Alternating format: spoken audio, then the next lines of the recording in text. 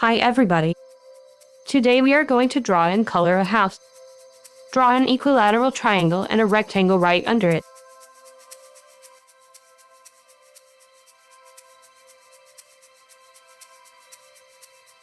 Now draw a horizontal line starting from the middle height of the triangle. Then draw a diagonal line and a horizontal one to close the shape, which will be the roof. Draw a very large rectangle. And above this, a little further down, a square.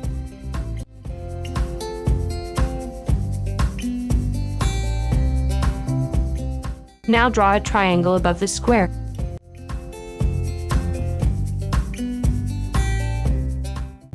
Then draw two small rectangles to make the chimney. Cut the angle of the first triangle. I want this roof to have the shape. Now we can draw the windows and the doors. We're adding more details. We are using our imagination, so it's very important to use a pencil, especially if you're a beginner.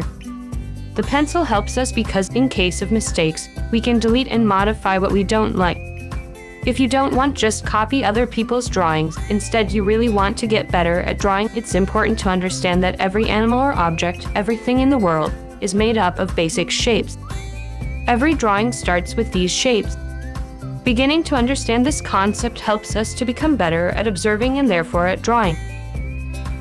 This way you will be able to draw from your imagination what you like and apply your customizations. But above all, it gives you the courage to start filling that blank space on the sheet that scares all beginners.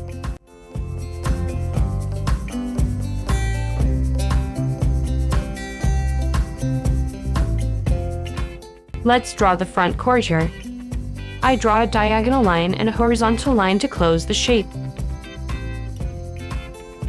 Then I draw the steps to the front door. I draw this trapezoid and then I draw a rectangle just below. So we give the effect of perspective.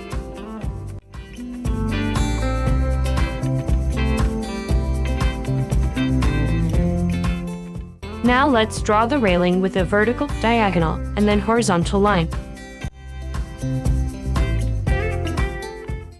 Now I'm making all these vertical lines, but later you'll see that I'm going to erase some of them because I want to create the effect that these are glass panels and not simple iron bars. I've decided that there won't be a railing on the right side. Instead, the house will have a nice garden, so I draw the trunk of a tree and then the crown, making the shape that resembles a flame. Once again, you understand how important it is to use the pencil. I erase the upper corner of the triangle that represents the roof. Now I'm adding more detail, drawing two semicircles representing the light fixtures. And I also erase this other line because I decided to put a rose window here. I'm now thickening the roof over the front door by drawing these two rectangles.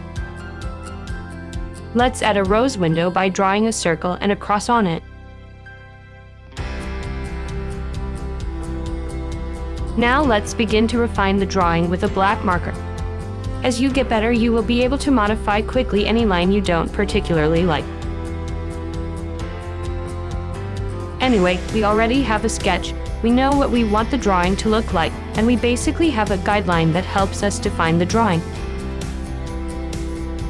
This part is a bit like tracing, only that this time you created the drawing alongside me. Congratulations!